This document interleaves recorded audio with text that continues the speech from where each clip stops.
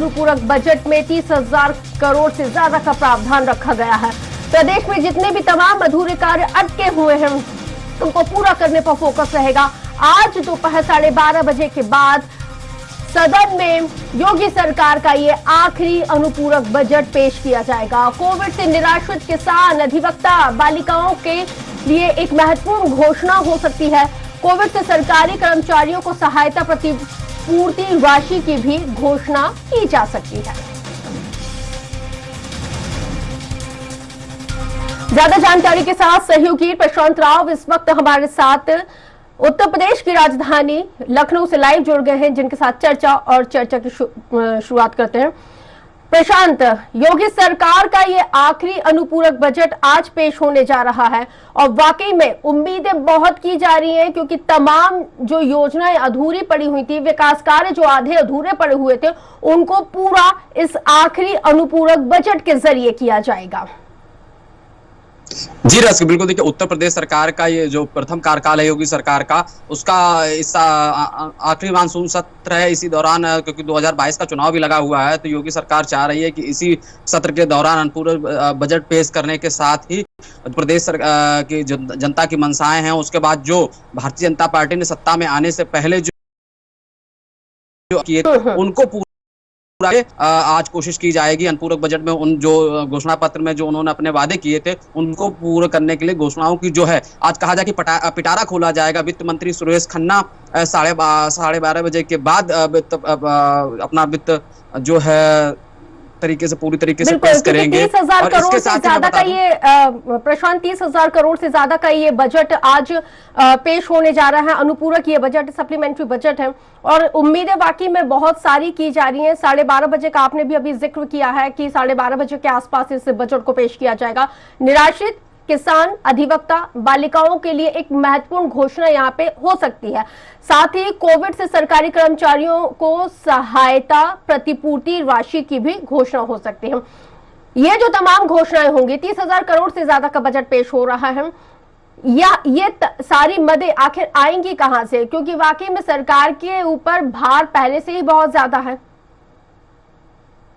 देखिए सरकार जो है लगातार पहले इन चीजों के आकलन कर चुकी है, क्योंकि जो विधि मंत्री हैं, तमाम मंत्रालयों से तरीके का जो धनराशि की का आपने बात की है, उसके लिए सरकार पहले भी जानती है कि अतिरिक्त बोझ पड़ रहा है। उसके लिए सरकार ने पहले ही इनका इंतजाम यानी कि आकलन पहले से ही कर लिया है। उसी आकलन के आधार पर उत्तर प्रदेश की योगी सरकार ने अनुपूरक बजट में तैयारी की है। आज वित्त मंत्री सुरेश खन्ना उसी अनुपूरक बजट को सदन में पेश करेंगे और ये भी कहा जा रहा है कि जिस तरीके से जो कहा किसान कल्याण निधि, किसानों के सम्मान को लेकर, उनकी जो किसानों की आय दोगुनी वादा करने को लेकर, उनकी कर्ज माफी को लेकर आज बड़ी घोषणाएं हो सकती हैं। और इसके साथ ही जो कोविड के दौरान जो मृतक कर्मचारी, सरकारी कर्मचारी हैं, उनको आर्थिक सहायता देने के लिए जो 30 लाख का प्रावधान था उसको आज पास कर सकते हैं। और इसके साथ ही कहा जाए कि मुख्यमंत्री बाल कल्याण योजना के तहत 1,10,000 रुपए का जो कहने धनराशि है उसको आज उसकी घोषणा की जा सकती है। इसके साथ ही जो कोविड के दौरान जो 18 साल की बालिकाएं हो चुकी हैं, जो शादी योग्य हैं,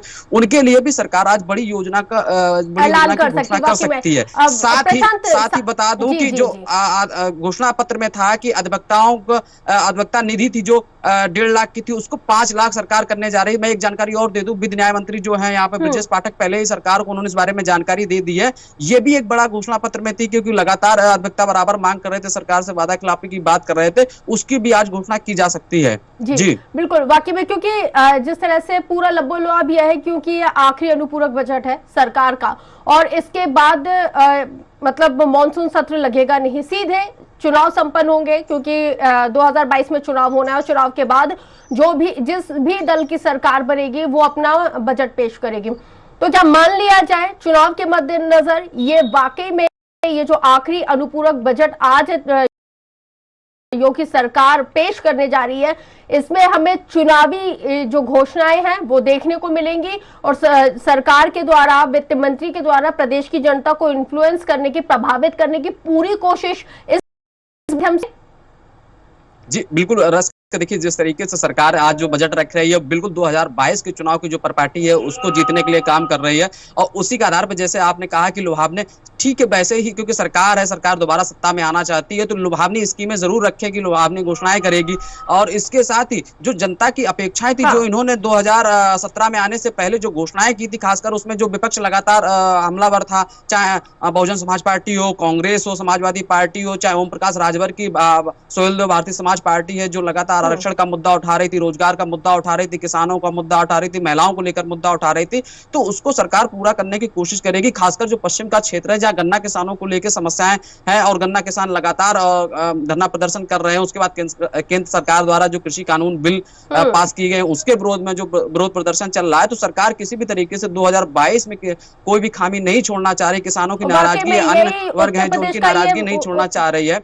और इसके साथ रस्क में एक चीज और मैं बता दूं कि सरकार एक जो अंदरूनी अपने जो उन्होंने रोड मैप तैयार किया है जो दलित वोट बैंक पाने के लिए, उसमें उन्होंने कहा जिस गांव में एससी वर्ग की 25% की आबादी ज्यादा होगी वहां एकीकृत विकास योजना चलाकर वहां विकास कराया जाएगा। ठीक वही प्रॉपर्टी है जैसे मुख्यमंत्री मायावती, जिसमें उत्तर प्रदेश की मुख्यमंत्री थी, तो उन्होंने जो है अम्बेडकर ग्राम बनाए थे, तो उसी प्रॉपर्टी में भी बीजेपी जो है 25% की आबादी वाले एससी वर्ग के गांवों में एकीकृत विकास योजना कराकर दलितों को अपने पक्ष में लुभाने का काम करेगी। उसके लिए बजट में प्रावधान की आज घोषणा हो सकती है। बिल्कुल वाकई में, क्योंकि हम देख रहे हैं कि लोक लुभावन बजट की घोषणा वाकई में आज आ सकता है प्रदेश की जनता के लिए, क्योंकि साल 2022 में उत्तर प्रदेश में विधानसभा के चुनाव है। तो ये मान लिया जाए कि उत्तर प्रदेश में जिस तरह से अगर सत्ता पर काबिज होना है तो ब्राह्मण और ओबीसी के साथ साथ आप दलित वोटर्स को यहाँ पे मायूस नहीं कर सकते। उनके लिए भी यहाँ पर वादों के पिटारे के साथ क्या कुछ आज बजट में आता है ये हमें 12:30 बजे के आसपास पता चल जाएगा। नजर बनाए रखिएगा प्रशांत, लगातार आपसे हम बजट से मुतालिक अपडेट लेते रहेंगे। बहरहाल अब तक की जानकारी के लिए आपका बहुत शुक्रिया।